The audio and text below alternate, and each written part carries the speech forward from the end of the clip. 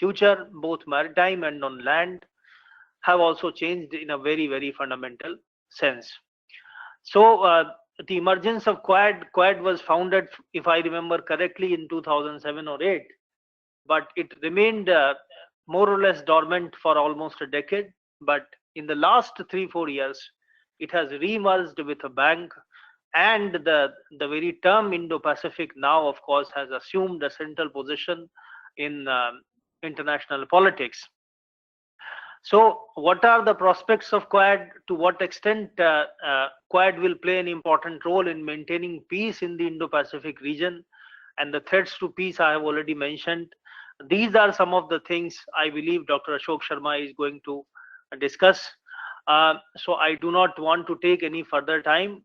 Now, once again, I welcome him. He is an old friend, and I welcome him to NMML, and I request him to proceed with his lecture. Thank you, Dr. Mishra. It's always a pleasure to be here, and thanks for inviting me for the talk. Good afternoon, everyone. My friends are here, Manoj, Sujit, and I can see many faces nod. So,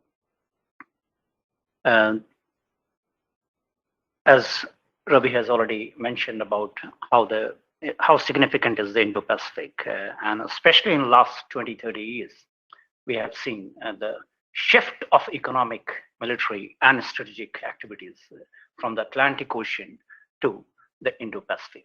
Asia-Pacific, that was the term used to be there between the Indo-Pacific is the region defined between the Indian Ocean and Pacific Ocean. It's a place, it's an idea, it's a metaphor for collective action. It's also like it's a center of global economic activities, military expenditure, great power competition, and if it's not managed well in the 21st century, there is going to be a problem. And it's a kind of it's a region which, if managed well, the 21st century will ensure the global prosperity. So the Indo-Pacific has got its challenges, both traditional and non-traditional security issues. Traditional securities are concerned. There is obviously the rise of China, militarily assertive China, which we all have been witnessing, and Ravikant has already mentioned. So I would go deep into that. Before that, it's not only the traditional security issues that are becoming important in the Indo-Pacific region, but it also has a non-traditional security issues, which are also becoming a sector and a space for the great power competition. And how the great powers are trying to enter in those space and trying to play an important role in management of those non-traditional security issues also. So it has its economic, political, traditional, non-traditional security issues. It has its own strategic competition, and it has also some flashpoints, which has the first is obviously, if we look at from the Indian perspective, Indo-China border issue still continues to be one of the the most contested border region, and we have seen how the Galwan Valley clash led to the bloodshed from both the sides, and there was a standoff of the forces. So that is the unfinished agenda of the British Empire. So there are other four security these flashpoints are there, which are more important, and they are system-wide contraction. It's a system-wide issues which, if not managed well, they can create problem in Indo-Pacific, and they have the capacity. They have the capacity to drag all the great powers and major powers in the region in that conflict, and that can lead to the problem in the region, and obviously the region, which is if managed well, it can lead to the prosperity of the global prosperity in the 21st century. So coming to the this flashpoints, the Taiwan crisis, there are four issues, flashpoints: Taiwan crisis, North Korean peninsula, then we have South China Sea, and then East China Sea, where China and Japan are involved. These all strategic flashpoints have got a bit of a historical grievances. It has the potential to conflagrate into full-fledged conflict because of its these countries want to pursue their national interests and their unfinished territorial disputes, land and sea or whatever is there. So Coming to the flashpoints, so these again are the traditional. These are traditional security issues, but it has historical grievances and land, water, sea disputes are there. Then the main is the rise of an assertive and aggressive China, which has been for the last 20 years, especially, has become very powerful, and it is flaunting its wealth, which is visible in its economy, which is visible also in its military assertion. China was considered to be the peaceful rise. The rise of China was considered to be peaceful rise in the West, and in early years of the 2000 this century, China was not considered as a threat, and all the countries were trying to engage China, and they hoped that China's rise would be benign, but actually it did not happen. And in fact, China has become a very assertive, and we can see that how especially during Obama first term, we can see that how China sneaked into the South China Sea and has made artificial islands. And now this is the strategy it is trying to, through its One Belt Road initiative, it is trying to establish transportation links and ports and bases. And there are also like strategies like a string of pearls encircling India through through its by making ports and bases in the South Asian countries. So and this is in in conjunction with China's great power ambition. It is reasserting, it's a re-emerging great power. India is also re-emerging great power. It's not that they were, as Ravi Khan said, that it's for 1,000 years they have ruled this region and they have been prominent economic power, and so they are re-emerging. So China's re-emergence and it's a contest, it's a quest for great power, is creating a kind of confrontation between the US, which is the hegemon in that region. And since the World War II period, strategic stability was provided by the US primacy in the region. But that is being challenged now. It's a receding power. It's a relative decline, and China is asserting. It's not the Cold War which we used to have during the Cold War period. It's a different Cold War where the challenger is more powerful than Russia. The Soviet Union. So this is a different Cold War, and it is expected that China will overtake America as the biggest economy in the world. And its defense expenditure has been expanding, and it is now the second highest. And it is likely to be that by 2045, it might match almost America's defense expenditure. Though America continues to be the king of seas and emperor of bases, but China is catching up. India is also the third defense spending power.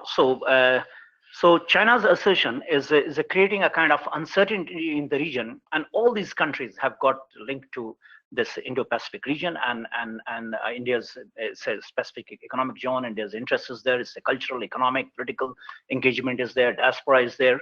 So India is finally India has been looking at this region since 1990s, when the end of the Cold War created a kind of a space in a structure in the international arena where India could be more flexible because there was no ideological baggage, and it could realign its realignment in terms of making a partnership with the countries in the region. So lookist policy is one of them, which enmeshed all the countries and tried to link economic and strategic cooperation, and it is now very well developed. And under Prime Minister Modi, it has been very aggressively and assertively pursued under the Actis policy, and it is continuing. And today, India is visible in that region, and India's strategic and economic footprint is now seen. So the challenge is to how to ensure free and open Indo-Pacific. Indo-Pacific as a concept emerged as it was during the interwar period. First time it was used by Karl Haushofer, a German strategic thinker, and it has been on and off in the strategic community. It has been used, and finally in 2007, especially in 2007, after the Quad emerged, especially when four maritime democracies, the US, India, Japan, and Australia, came for in the wake of tsunami disaster in 2004, and that gave the idea of this Quad thing, and that was a successful operation for the natural disaster to work together on the issue of natural disaster. and that gave the idea of the Quad. So Indo-Pacific, and that term was first used in the Indian Parliament by Prime Minister Shinzo Abe, Japanese Prime Minister, in 2007, and since then it has been on and off use. But in 2017, especially when Trump came to the power, this term started becoming, it was in the U.S. strategic circle. It started re-emerging, and it also in the same period, last 10-15 years, the Indo-Pacific term also started getting prominence, and it was first time documented in the Australian Defense White Paper 2013, and then the U.S. State Department document, which clearly mentioned about this, and U.S. Asia Pacific Command was changed to the U.S. Indo-Pacific Command by President Donald Trump, and this became a kind of, and both rise of the Indo-Pacific term and the Quad, is the re-emergence of Quad, has been simultaneous. It was in 2017. U.S. national security strategy clearly mentioned about this Indo-Pacific, free and open Indo-Pacific, and it also first time as as you said, 30-40 years since Shanghai Communique in 1970s, China was an important strategic partner for economic, and a strategic partner for the US to bring down the Soviet Union, and that after Shanghai Communique, and obviously China had a free ride on the West money, and it had all the capabilities, the infrastructure and everything to lure the Western money. So then what happened is that in 2000, especially in 2000, when Bush came to the power, he saw China's rise as a threat, and he saw India as a strategic partner to play an important role, which is going to play an important role in the Asian balance of power. So Bush grand strategy emerged there, and with that, the Quad also started. And when 2004 happened, this tsunami thing happened. Then also by that time, India and US had done a lot of military exercises, which was just before that was in 1992 Malabar exercise. So Quad emergence goes back to 1992 Malabar exercise between the US and India, naval exercise. And then in 2000, by the time Bush came to power, and Vajpayee, Prime Minister Vajpayee was here, and they gave a term natural allies, and the US-India started developing as a very strong strategic partner, and it emerged, and in 2004, they could collaborate on that, and interoperability started developing between the US and India. And obviously then in 2007, they had this military drill, and which became as a Quad, but it was kept it was kept and backstage. It was after for obvious reasons that they all had a China dependency at that time, and they were dependent on China, and they were also they had their the like-minded countries was also not there. And in 2008, I pursued my postdoc on this topic. This was the first postdoc in anywhere in the world, and at the ANU, and where I asserted that it's not traditional issues only, but it's a non-traditional security issues will make also we will also propel the emergence of re-emergence of Quad. So it will come, and it is now. It's not only traditional and non-traditional issues, the rise of China, but it is also non-traditional security issues that are also becoming an important component of the Quad. So the Quad thing is then it started re-emerging, and then India, obviously the US wanted to make India a strategic partner, and it was considered as a rising great power, which will ensure the balance in the Asia region, and obviously the nuclear deal, the US-India nuclear deal, and US-India defense agreement both goes together in all that direction. So after that, it was in 2000, it was put under it was rested. And the questions were raised on the re-emergence of Quad, because when Obama came to power, he was more inclined to engage China. So G2, the concept of G2 was floated, and at that time also India-US relations, though it was going, but not the pace, the way it went under the Bush administration.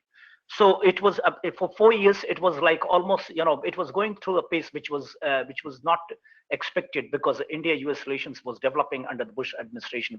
It was at a very fast pace, It was also because of Obama had a benign view of China's rise, and he let it and he tried to engage China. And by that time, also America was involved in the Afghanistan war, and there were other issues like after Iraq war, and so Obama had to refix that economy and everything. And the global financial crisis was also there. So there were a lot of reasons, but one of the reasons was that.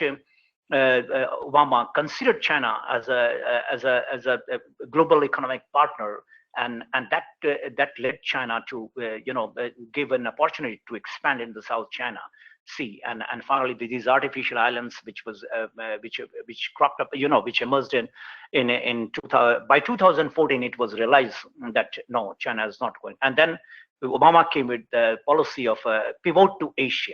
And that was floated, and that was entirely, and in which India was considered as a important strategic partner. And Prime Minister Modi came here. Then there was a re-emergence of India-US relations, and a lot of activities started happening. And then by the time Trump came, he was adamant that free ride of China will be contained, and his vision one. Whatever people criticize on the criticism has been on Trump foreign policy, but one thing was clear in his mind, that he would expose this free ride of China, and confrontationist policy, economic sanctions and tariffs and all that things were floated by Trump, but at the same time he decided that this Quad thing should re-emerge in 2017, foreign secretary level, first time this emerged, and in 2017 onwards it has been then foreign ministerial level, and then finally in 2000 during the COVID-19 outbreak, when the US-China strategic rivalry re-emerged, and under this re-emerged this strategic rivalry, then the Quad started functioning, and there were a lot of activities on Quad. So before that, in 2007 National Security Paper, National Security Strategy, the Trump administration for the first time made it clear that China is no more an ambiguous economic partner we should engage.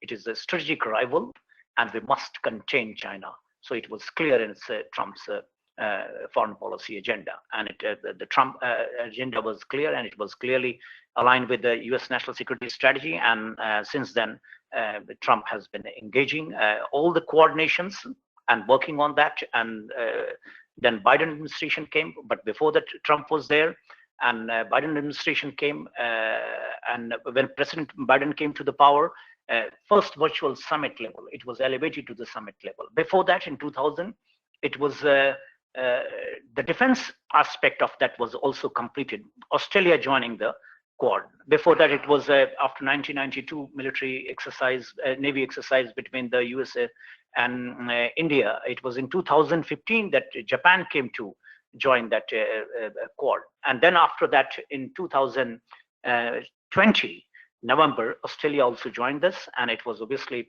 during the outbreak when the geopolitical intent of China was clear. And also there was a debate that emerged during the COVID-19 outbreak, that the global supply chain should be refixed. It should be fixed because the world has let the China to dominate this by default. And so G8 nations had a meeting, and this issue came. In all that context, India emerged as significant, whether it's a strategic balancing of China. India is one of the biggest military power in that region, and economically also, India is the only country to match the manufacturing of China scale.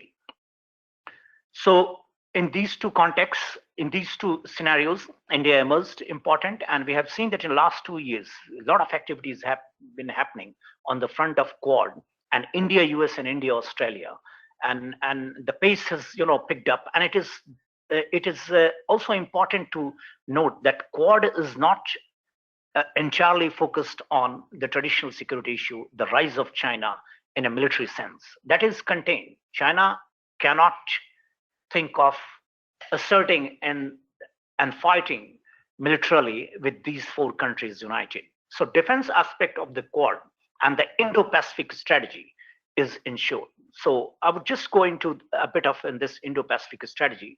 So Indo-Pacific strategy can be, it's considered as bilateral relations between the US and India is first one of the most potent Indo-Pacific strategy, which automatically has balanced China's assertive geopolitical intent, and then joining Japan and India, this Quad. But before that, there are also India-Australia is also working very strongly on that, and we have seen in how last 2 years India-Australia relationship has developed. It has become comprehensive, and India-Japan has been there. Then the 2+2 dialogue, which was happening between India and America, India and Japan, but India and Australia was not happening, and this also has been concluded, and so now India has got the 2+2 dialogue arrangement with Australia as well. So all 4 Quad nations have got this 2+2 dialogue arrangement, which makes sure that there is a institutional engagement, and the interoperability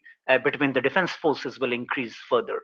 So it's a very good defense deterrence to China's rise, military assertiveness in the Indo-Pacific. But coming to the other issues, which are also the contested space for the great power, and especially during the COVID-19 outbreak, we have seen that pandemic, how it can be devastating for the human population and economy, and it can also some countries are on the verge of brink, and they can collapse. There you need to come chip in. Otherwise, China is looking for those countries to to be trapped by its debt policy or whatever. There's a Belt Road Initiative, it's a Asian Development Bank, something like that is there. So China has got a lot of packages by which it can drag these countries into its debt diplomacy, or which we have seen how Sri Lanka has been there. Now Pakistan is also becoming a bit of concern in that context. So this also became an important issue in the Quad objectives. So then we have the cyber security, we have got issues like environmental concerns. So these things have the tendency to create a chaos in the Indo-Pacific, and obviously that will lead to kind of a refugee crisis, migration, and it can create it can disturb social cohesion in the countries of the Indo-Pacific. So traditional and non-traditional security issues, Quad has emerged as a very as an important Indo-Pacific strategy, and it has a future, and it will continue to rise. But the questions have been raised on the survivability of Quad, which was there on the issue of that they all are dependent on China. But that is now clear that question is not going to crop up, because they are adamant to Quad is going to work towards a resilient global supply chain. So the second question is on the Ukrainian crisis, and it was the questions were raised on the survivability of the Quad, and I was in Melbourne that time, and all the foreign ministers were there of the Quad, and I was in that meeting and like that seminar and conference, and this question came up every time. So I would say that this has not affected the prospects of Quad. Evident examples are there. After that, India, for the first time, has, Indian Prime Minister has, for the first time, met a Prime Minister of a country 3 times within a month. All are virtual, and that's with the Australian Prime Minister. And India's Indo-Pacific strategy, in India's Indo-Pacific strategy, Australia is the only country where really needs to work hard really needs to work more and more to engage Australia on defense front. Bilateral defense exercise has yet to pick up there, because it will develop interoperability. Okay, India does maximum number of military exercises with the United States than any other country in the world, and the same and Australia and US security alliance goes back to the Cold War days, and so they are interoperability there.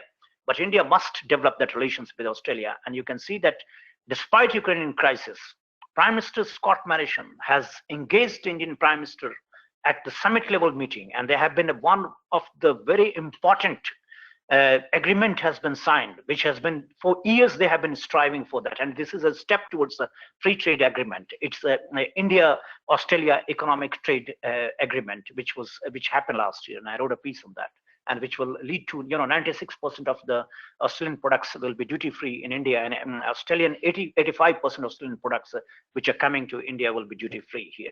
So economic and defense engagement is there. There is a port facilities, they can use each other's port facilities.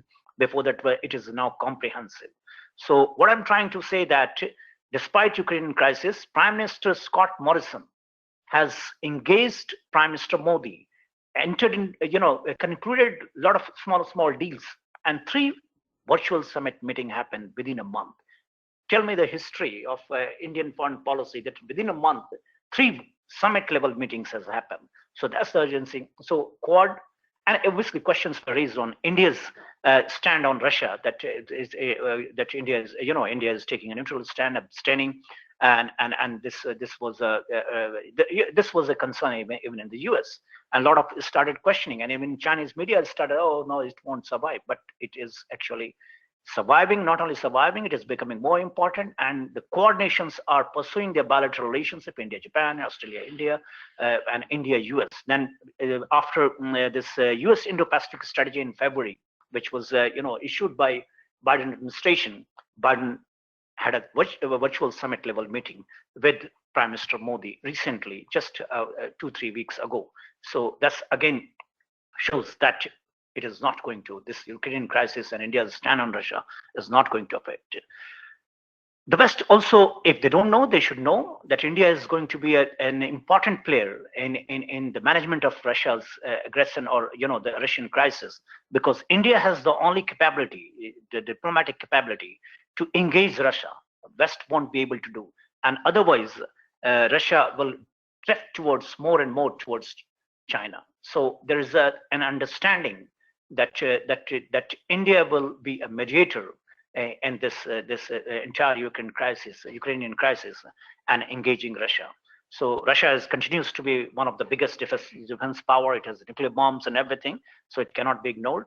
And Russia too has got an Indo-Pacific strategy. France, Germany, all countries have got Indo-Pacific strategy. So Russia needs to be engaged, and there is some understanding and thinking in the Western strategic thinkers among us that India will eventually play an important role. And there have been a couple of pieces also written by the US strategic, community, and some authors have written, those who are focusing on international relations.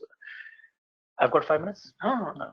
So, and then we have got this. So this just shows that how important is the Quad in managing the Indo-Pacific security, free, open, and Indo-Pacific, which has been the policy which was adopted by this is term adopted by President Trump, and Biden has continued. There's also question. There were questions were raised that Biden administration might be close to China and all that. That's not the scenario.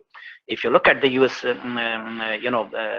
Pew Research polls and all that, before election itself, obviously Trump knew that the China card will play an important role in his re-election, but it did not happen because of his arrogance and his failure on the containment of the pandemic. He took it in a non-serious way, but he realized that this is going to bring him back.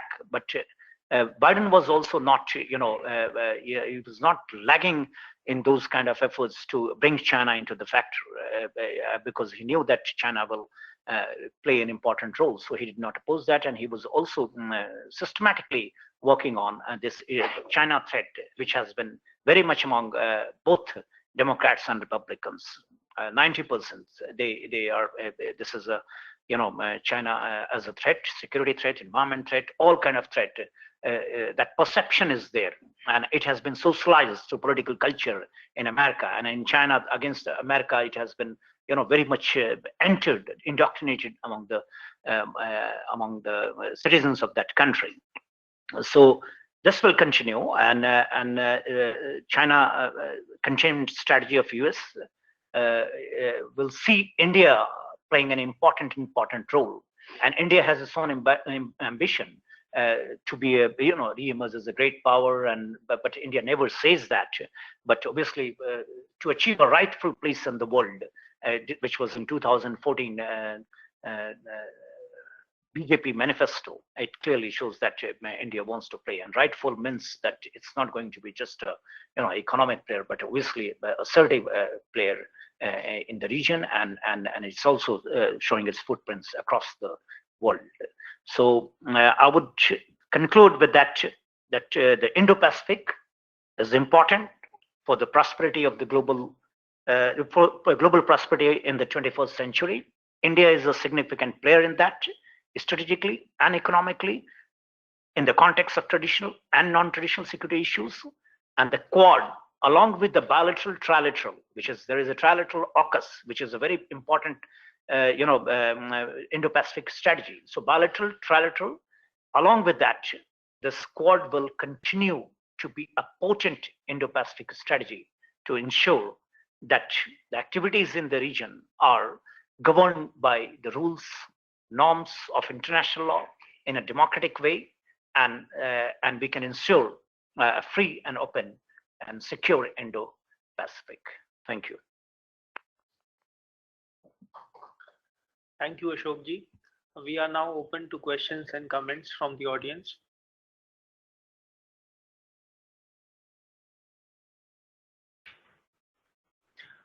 Ji, Dr. Panda, please go ahead.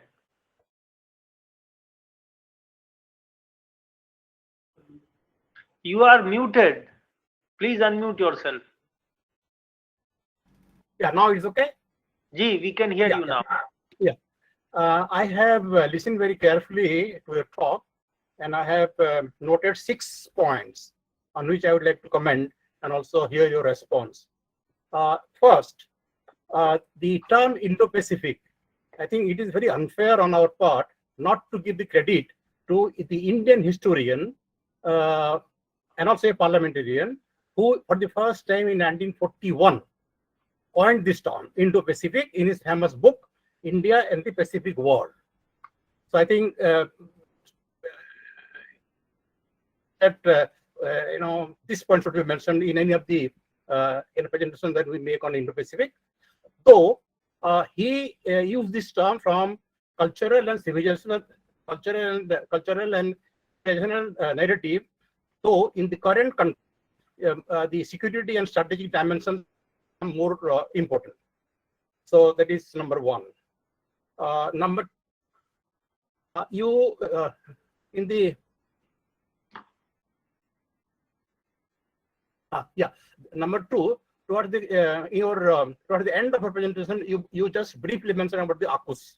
Now AUKUS, I would like to know whether AUKUS, for which neither Japan nor India were consulted, both being the Quad members, will it complement Quad, or to some extent it will conflict?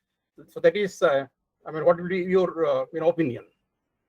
The third point is, the most significant omission in your talk is the recent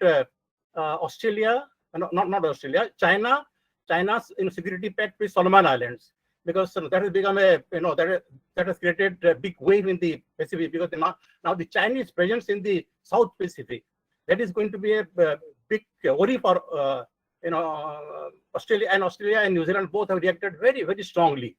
And Australian Prime Minister has said that we will not allow China in our backyard. To which again China was very, very rude in giving the reply that it is wrong on Australia's part to use the word backyard. So that omission, I think, is very glaring to my understanding when we talk about Indo-Pacific. The fourth is, in the entire presentation, ASEAN was not even marginally mentioned. ASEAN, whether the ASEAN centrality is maintained or not, there is a different issue. But then within ASEAN, there are certain countries of the among the 10 members who have a different kind of soft spot towards China, and China is trying to create the division within the ASEAN, which will dilute the ASEAN centrality. how to manage this in the Indo-Pacific context is another point to be discussed. Now, election, as you know, the Quad Summit will be hosted by Japan in on I think 24th of this month. And now the Australian election will be, I think, scheduled on 21st, and Australia has not confirmed as yet. In the event of Scott Morrison losing, what will be the implication? What will be the possible scenario? How it is going to impact the in case suppose the Labour Party comes into power? Is there any likelihood of any change in the Australian approach broadly in the foreign policy context? That part I think should be explained. Thank you, Dr. Panda. Thank you. Two more points. Two more points I have. Maybe we can come back to you later. Briefly. Let me just finish it. When you talked about the India-Australia, it was only last month we signed a trade agreement, and this is a fallout of the strained relations between Australia and China. So that part again is going to strengthen India's relations with Australia. Then elections in Philippines, I think is scheduled on 9th of May. Now the Marcos Jr. is, he is hopeful of coming into the power. Will there be any change in Philippines' approach? These are all. Yeah, I got it.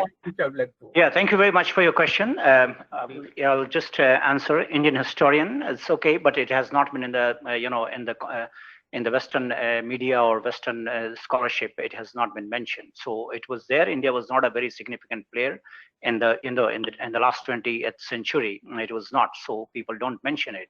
But as far as strategic thinking, that concept in India that emerged, and one strategic thinker who has very, very strongly advocated this was Professor C. Raja Mohan, whom I worked with, and we had a pleasure to work with him.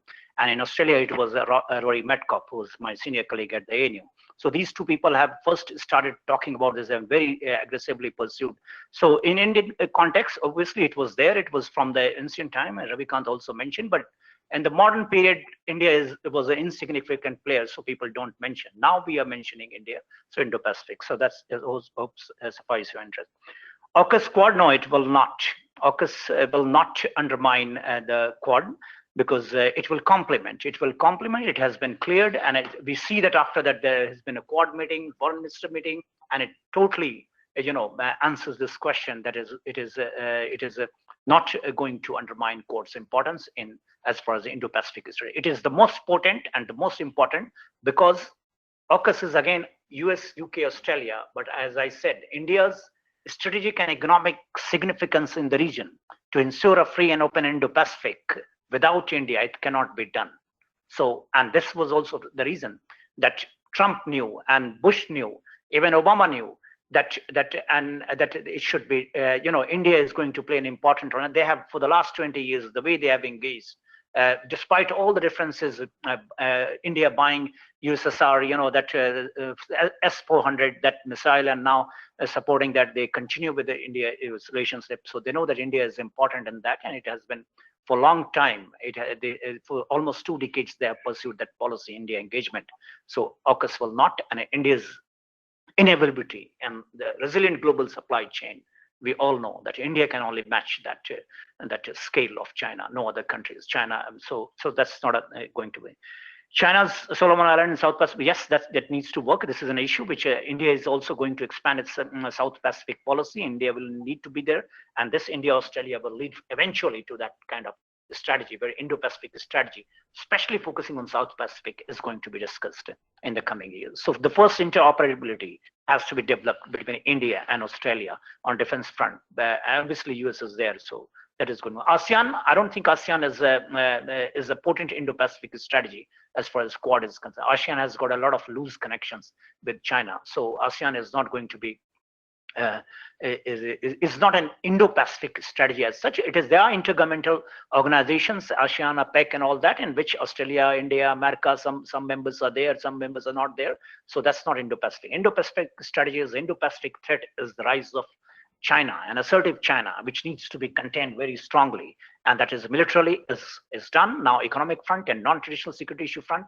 pandemic containment or global warming or environment or health sector, those things are going to be developed. So Indo-Pacific is not only for traditional issues but non-traditional security issues, and so there ASEAN is I think that's done. Australian election bipartisan, yeah, it is a bipartisan.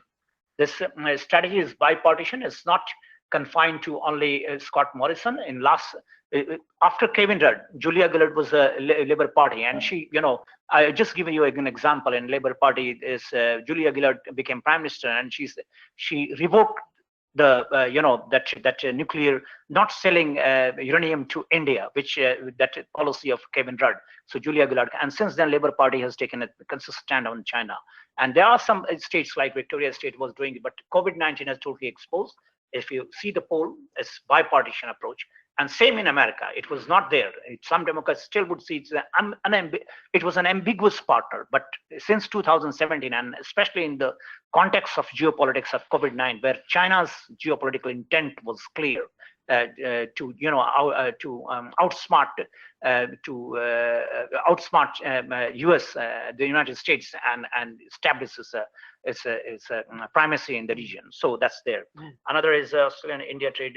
These are trade agreements for all towards Indo-Pacific. Yeah, we have a question from here. आप पूछ रहे हैं ना? Please go ahead. What were the reasons for little hesitation from Australian side in 2017 to join the Quad?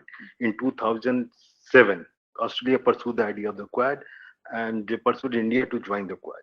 But in 2007, for little time, about 1.5 years, Australia was not keen to join the grouping. What was the reason? Yeah. Australia, thank you for the question. It's a very good, important question, and a very minute detail can only the person who's following that can answer this question. Yes, true. In 2007, obviously, India was also engaging, and there was a concept, there was a benign view of China, that the rise of China will be peaceful. So that is there, and that was put on backstage, and they were not like-minded countries. They were not. I said in my paper that like-minded nations would come, and they will. So the center-right government came, and who were very clear on balancing China in all four countries: Shinzo Abe, then Indian Prime Minister Modi, and there is Trump, and here is Scott Morrison. So one needs to see in that context, and I have clearly said that, and this is one of the reasons that it has again, they started thinking on that, and by that time the myth of the peaceful rise of China was busted. So Australia started sensing there were a lot of cyber attacks on Australian universities and government systems and parliamentary, those kind of things. So they and there is if you see the Lowy Institute paper and all that, so about China, the views about China started changing in Australia slowly and slowly. And this rise of Indo-Pacific concept, rise of Quad, re-emergence of Quad, and all that goes together. Indo-Pacific word was hardly 8 or 9 times was used in the Australian Defence White Paper. But in 2008 to 16, 17, it's like every 150 each defense paper is coming, defense white paper of foreign policy 160, 140, something like that. So the frequency of Indo-Pacific words started increasing. So obviously the Indo-Pacific is a security concern where the Quad was an important point. So Australia finally made it a point to join, and after COVID, obviously, we have an online question from Vineetar. Please go ahead. Hope that okay. Hello, can you hear me? Yes. So supply chain diversification is an important aspect of Quad, what we call the China plus one, right? But it's also a fact that an enabling environment is also needed to attract such supply chains. But in that regard, China is well ahead of India. So how will we reconcile both this fact? I mean, of course, East Asian countries, especially China, has much more better environment. That's why they are in the core of the supply chain in the first place. Okay, thank you, Vineet, for your question. It's obviously India's rises late. India liberalizes economy late, so it's a late arrival on the international stage. It's doing its bit, and you can see that after after the COVID-19 outbreak, and when China's geopolitical intent was exposed, and we had India-China war, how many Chinese apps were banned and companies were banned, and there is still we are working on that, and I think a maximum number of foreign companies have shown interest in India. Obviously, there are some sector where India won't be able to compete with Vietnam or Bangladesh, or some will go to Latin America countries, but India will have a very, very significant chunk of that foreign investment in terms of making India, that Prime Minister Modi's policies there, and so that will happen. It will take time, and there has been a significant development on that, and our government has been able to attract those investors. So it will take time, but it's the process in there. One is obviously Quad nations came together to produce Johnson and Johnson vaccine, and India has emerged as the biggest producer of vaccine in the world, and it has shown its capabilities. So the world is looking at India, and it aligned with the democratic values and the objectives of ensuring a free and open Indo-Pacific. So India has already shown on that global supply chain issue in delivering on the manufacturing of Johnson & Johnson COVID vaccine, which was produced, which was what I'm saying that it came from US and funded by US and Japan, made in India, and it is supplied by Australian logistics in the Southeast countries. Thank you.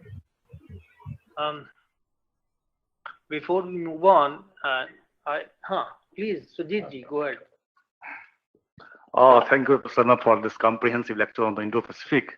But see, there is another apprehensions always from the different perspectives. If you see, the three important incidents already happening in the world, or three important phenomena have been already happening in the world in the recent past.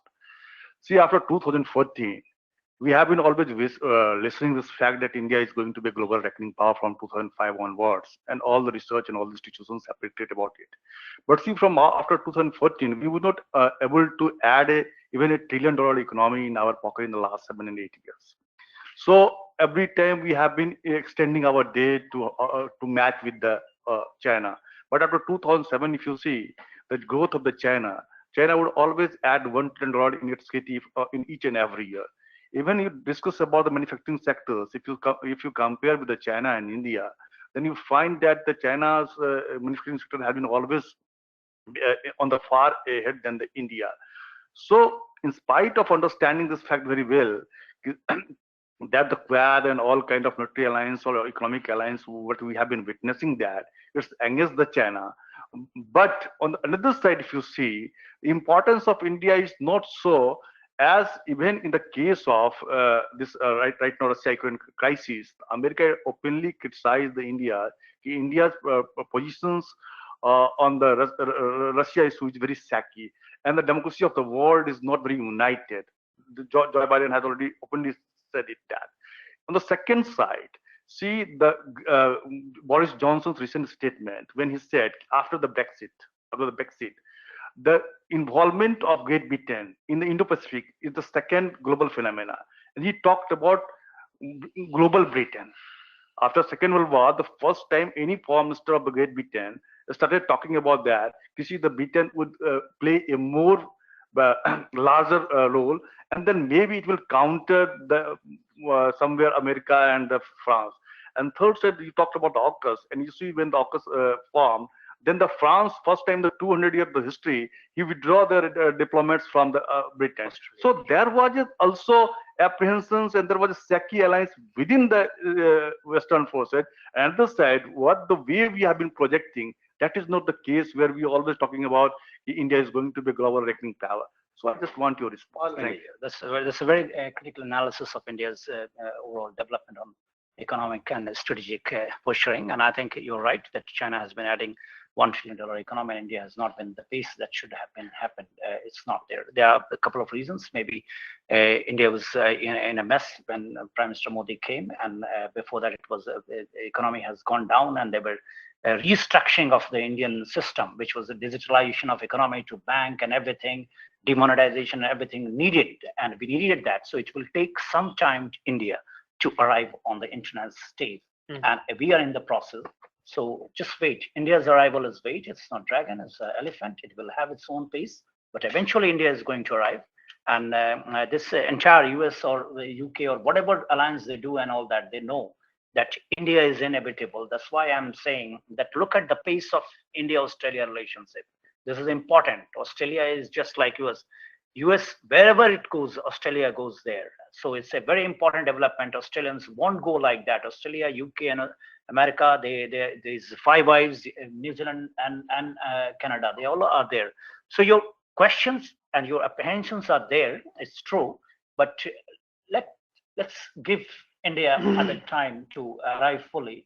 It has been because we were growing, but we were growing not we were not creating jobs. It was a service. It was a service sector. So Indian economy was not able to create any kind of a manufacturing things where or any sector lead sector. So defense can be one of the sectors. Pharmaceutical industry has emerged sector. So we were service. We were not able to create jobs. We were not able to do. So what India has got a 1 or 2, 3% of purchasing power like the Western countries. So it was not there. It was there. Okay, just a minute. It was there, but not the way it should have growth. So it was only in some sectors. So we have not been able to create some lead sector. And if you look at the history of America, there's a defense industry. There are some sectors which propel the growth of the economy, and that brings other sectors as well. So India is arriving. It will take some time, and the things are being done. Thank you. I think he asked a very important question. 20 years ago, the gap between the GDP of India and China was roughly, it was a ratio of 1 to 2. Now, you might remember that in 2003, Tarun Khanna of Harvard University wrote an article, Can India Overtake China? And then there was BRICS report, again, Rupa Purushothaman and Dominic, if you remember, in 2004, which said that eventually India will register a higher growth rate and it will catch up with China. So I think Sujit ji is trying to touch upon that. He's not talking about the present as such. He's talking about the long-term perspective on what we as a nation have been able to achieve. And you are right that we have been able to achieve many things, but we are not quite there. I think that's the point he's trying to make, because many of our hopes and expectations, they have not been fulfilled. And the fact is that with the rise of China, one thing has become very clear. China is not going to abide by any rules, regulations, treaties, anything of that sort, because the fundamental reason China is not going to do so is that China's approach to international relations is not at all based on international law. China believes that if any time in its long history it had any right of any kind over any land or over any country, however dubious it may have been, at present China can reassert that right. Now that is what China has been doing in Central Asia, in Xinjiang province. That is what it has been doing in Tibet. That is what it is doing in South China Sea. So basically what China is saying is, in other words, without putting it so clearly, that we do not believe in international law, do what you can. So therefore international law approach is ruled out. Now what is the other approach? The other approach is the what is called the realistic school of thought. One needs to handle China as it is, and in that context, it is ultimately the economic might which would matter more than anything else. Now you say in your presentation that America is a receding power, declining power. I'm not so sure of that. The decline of America is being talked about for a very, very long time. In fact, in 70s it was being talked about. In the 1980s it was being talked about. Now the fact is that though China is adding $1 trillion to its economy, the fact is that I said receding power, the debate among that is a relative decline. No, I understand. I understand that point. What I'm trying to say is that the inevitability of China becoming the largest economy of the world is something that still needs to be established. It has been assumed that on the basis of long-term projections of growth, China is going to overtake US as the largest economy by in 2030. yeah. But So, India will overtake that. but in the my coming point years. is, my point is that these are merely guesstimates, which cannot be taken too seriously beyond the point. And second, of course, we must also take into account the fact that being the largest economy itself is not such a big thing after all, because you see, in purchasing power parity terms, in fact, China is already the largest economy of the world, and in fact, India is the third largest. If I remember it correctly, India's economy is now, it has crossed 10 trillion, it is $11 trillion. But do we see that kind of development in the country today? So what would matter is a combination of the size of the GDP of countries, their per capita income, their technological level, and of course their commitment to security and commitment to the containment of China, rather than this one factor only. Because though you talk about the fact that Quad is trying to do all this, what I would like to hear from you is, what is your assessment of the future? Do you think that this effort to in a way contain China and sort of channelize its energies in the positive direction, do you think it will succeed? Would we be able to create, say, a balance of power system? Look, on defense front, we have already created in the Indo-Pacific, but because defense is clearly there, US, Japan, and Australia, India is a very big, and now AUKUS has also complemented that. So this is all defense front. China cannot flex its muscle anymore. It was Obama's bit of a complacency. During that time, it sneaked into the South China Sea, and they created artificial islands. China is not going to fight war. It's all economy. So that's why I said the relevance of the Quad. I'm just asserting my focus is on the Quad, and whatever you say is fine. These are all projections that China will overtake. But what is this? If you look at Sri Lanka, it has a better per capita income than India, but it is not considered as a great power. Australia has got, and many Scandinavian countries has got a better per capita income than the no, but per capita. I'm just saying that you are combined with the size of population. What I'm trying to say is that's not volume of economy. If China has got, and if it is spending on $79 billion on defense, so small country can't do that. So why India is considered as a great power? Because its volume of economy is big, and even 2% of $3 or $4 trillion gives it a bigger age than the country which has got a better per capita.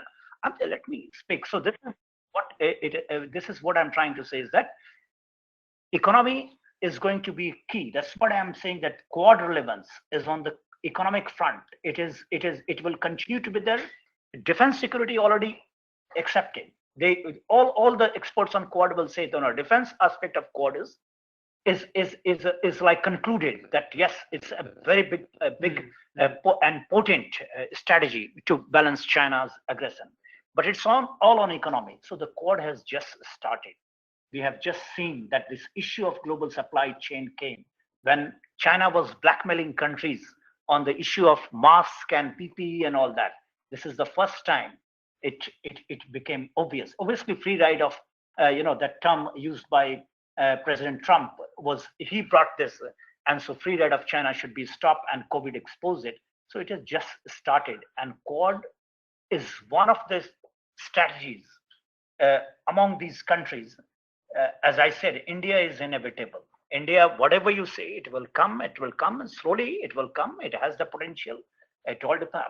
Tomorrow, if country collapse, then how can you? So we are not. But the projection is that India's economy is going to be by 2050. It will by 2050. There are some reports are saying that in purchasing power parity, definitely it is going to be the biggest economy in the world at $88 trillion, and China will be second. Third will be America. But now the equations are saying that India will be $30 trillion economy to $35 trillion by Adani's thing. So that's what I would say. Give India a chance. I raised the Thank issue you. of per capita income in the context of not India, but America and China. Yeah, I understand. And there, the point that I was trying to make was that if you might recall that at the height of the Cold War, America was spending no less than 5% of its GDP on defense. Right now, it is spending only 3.5%. And I believe China is also spending not less than 3%. So when your per capita income is much higher and you are on the frontiers of technology, obviously your ability to spend on, why is it that America spends, say, total defense expenditure of the world, out of that America spends probably 40% alone. Now. Yeah. And the gap between America and the next power is so big. I mean, America is spending 700, 800 billion dollars. Yeah. So my point is that China may have emerged as a great power, no doubt. And of course, India is very, very important there. Nobody can contest this. But when we talk about the inevitable rise of China and we make the fact that US is somehow going to recede, we have to understand this also, that US still has a lot of leeway. You know, it can still raise its spending, and it might be spending more than I would like to add that where China will lack India, even India, because China doesn't have friends. It doesn't have trusted friends and ally. North Korea or Pakistan, even Pakistan is is in the state of turmoil. It can break anytime. And so what I'm trying to say is that this entire thing is that America is not going where. This is what I'm saying, that India-US relations, Indo-American century, these are concepts, these are strategies to balance China's rise. China is going to be one of the biggest economies in the world. It's already there. Second, it might become number one economy in the world. But again, per capita income will be not the $60,000-$70,000 a year, 10, even not better than Iran, China, and India. India. Yeah, that's what I was saying. I'm saying that. So, but having said that, if your economy is big, even 3% of economy of $20 trillion, so is catching up. Earlier, more than 50% defense spending of the world was with America. Now China has come up. India is also coming up. So these countries' rise is inevitable, but we can't say, no one can say that America will go. It's the technology innovations, all the top universities in the world, it's all research, everything comes from there. And then other countries are copying. So it will remain there. And so Indo-Pacific strategy, we are talking here, is a quad, is 4 countries coming together, one country with a very, very strong manufacturing base. And go ahead. Yeah. See, time and again you have emphasizing that India is coming up and China has already arrived on. Yeah, China has arrived on. Let me. I am giving certain examples, some facts. See, as Mishra ji has already talked about, see, America has been spending almost $700 to $800 billion for the defense. China has been spending $250 annually, and India has been spending $41 to $60 billion. So whatever the China is purchasing in the 1 year, India is going to purchase in the 5 years. That is the one point. Second point, what you not going to at the moment. At the moment, what will increase? Therefore, I given the example. You see, in 2000, China became a 1 trillion economy. 2007, China became a 2 trillion economy. India became 1 trillion economy in 2007. India became 2 trillion economy in 2014. But after that, India would not even add a 1 trillion economy in the last 8 years. But after 2007, if you see, China added 1 trillion economy in each and every year. Therefore, China is now what you talked about, either you talked about or Ravi has talked about, G2. So India, America, and China is already having a share of 40% of the global economy. So where the one partner has 40% of the share of the global economy, and India, if you see, if you recall the fact, then in 1913, India has a 7% share in the global economy. Right now, also India has a 7% share in the global economy. Now, my point is, Sharmaji, time and again you are reminding that India is coming up, India is going to be one of the global trading partner. How? I see this. There must be some facts. Yeah, that's what I'm saying. No, that's what I'm saying. Therefore, I'm trying to tell you in 1990 what Mr. Ji has told you. This is India and China has a per capita. India has an advantage in the per capita income. Right now, what is the situation? India has a $2,100 per capita income, and China has a $10,500 per capita income. So last 30 years, in China has jumped number of times, but India has just jumped 700 that's times. true. That's true. So, India is right. so see, just only for No, no. historic and for No, no, no, no, for no, let me appreciating give you ourselves, we example. can't say India No, is no. coming, India is No, coming. no, no, Where that's, India is no, no, coming? no. India, that's true. That's resentment has been there. What I'm trying to say is that look at the certain areas. It's a demographic advantage is there, but that is also being questioned in the age of artificial intelligence. That might not work in India's favor because India has young demography, and it has been questioned that young demography. This is also questioned, but still, its artificial intelligence will not overtake everything. So India will need its education system, its young demography. There will be there are many aspects of economy which will need emotional economy. These are the concepts where India will have to work together. India will have the use of this its demography. So it is projected. I'm saying India is arriving. India has been arriving since 1978. There was an article which Brigadier Gumit Kamal, late Brigadier, he said he posted on I remember FB, and there was the emerging defense power. India will overtake number one defense power when Indira Gandhi was there and all that stuff. And there was a projection.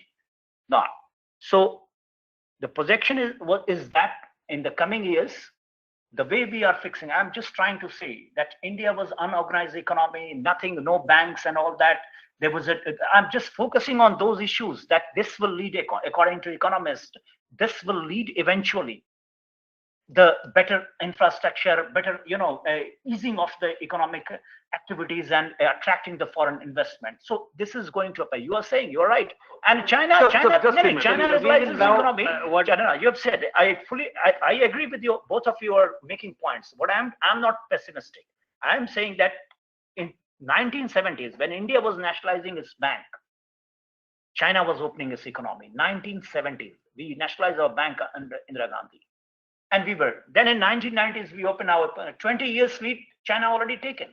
Then, so how can you straight away say that India will immediately? India is arriving, it has come, and in the last 3-4 years, there have been policy which has not propelled the economic growth the way it should have been happening. As I said, in second term of Manmohan Singh government, Indian economy went down, and then Modi came and started fixing the economy by digitalization or demonetization and all that. It is in the future. These things are going to help. We don't have infrastructure. Now we are making roads and all that so that attract the foreign investors. So you have to be pessimistic about India, not pessimistic, optimistic about India. That's true. But 30 years, in 10 years, next 10 years also, India had a very government which was like on and off going on.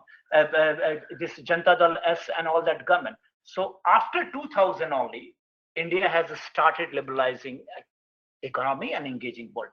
That tends, so 30 years behind China. Anyway, the reason this lively discussion has taken place here is that all of us really want to see, India become stronger and India emerge as a truly great power, and India to develop its per capita income to improve, and India to industrialize, etc. All these objectives have been there before the nation. In fact, from a time when it was not even independent, even at the time of freedom struggle, these objectives were there. And certainly we have made commendable progress in many areas. Nobody can deny that. In the last 75 years, a lot of progress has happened. But of course, there is need for more progress, especially in some niche areas. We will carry on this discussion, of course, over tea, and many of your old friends are here, so they will certainly want to engage with you further on this. As far as the program is concerned, we have run completely out of time. I did have, in fact, a couple of questions of my own, but I think now we must call it a day.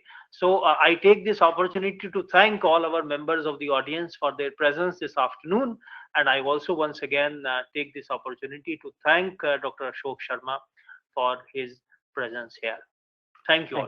Thank you very much.